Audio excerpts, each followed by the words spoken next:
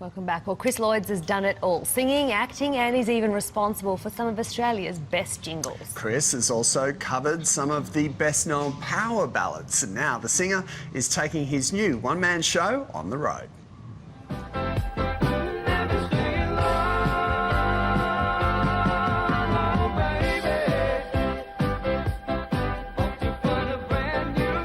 It was 1982 when Big Red's catchy tune, The Traveller, became a hit. Where did I go wrong?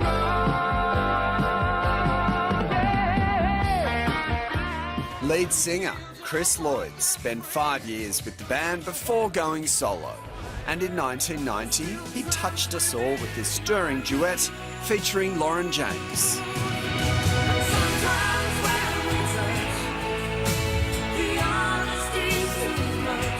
2 years later, Chris spent some time on the small screen, scoring a role alongside Natalie Imbruglia on a much-loved soapy.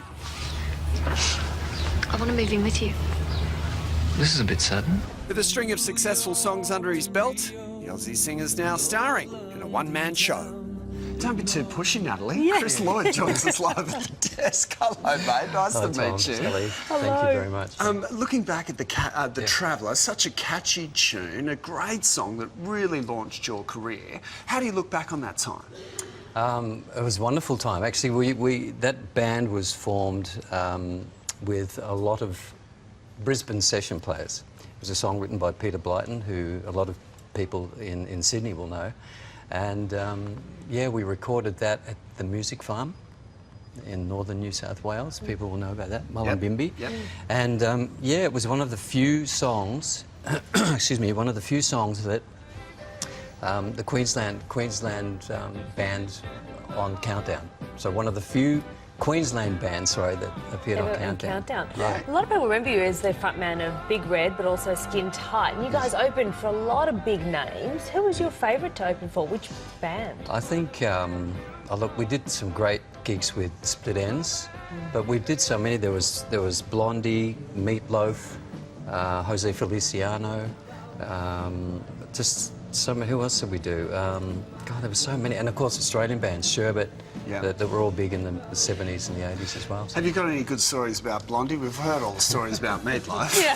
Yeah, I know. We know everything about him. Yeah, we know meat. But the interesting thing about Blondie is we were young lads, you know, the band Skin Tight we started, and we supported Blondie a couple of gigs, and one was at the Dean Park Soundshell in Townsville. And what shocked us was that she wasn't wearing any underwear. Oh. And it wasn't the fact that she wasn't wearing any underwear, but her skirt was very short. So, but it was, you know, it was part of that punk thing. Yeah, and, of course. Yeah. At the times. Yeah. Has the music scene changed a lot, do you think? Oh, definitely, yeah. I mean, one of the wonderful things about that period that we had in the 70s and the 80s was the amount of gigs there were in Australia. You know, we would travel from Cairns, where I'm living now, beautiful Cairns. I'm going to plug Cairns.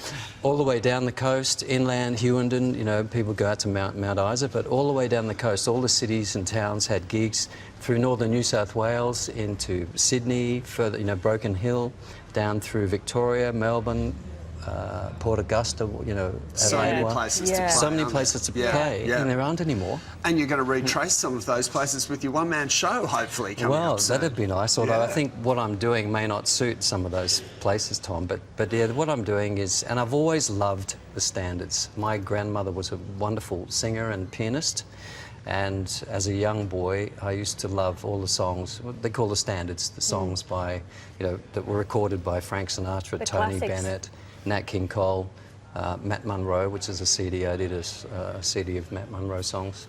And I've just got to that age where, you know, over the past few years, I've been concentrating on those songs. And they're so well written, the arrangements are beautiful.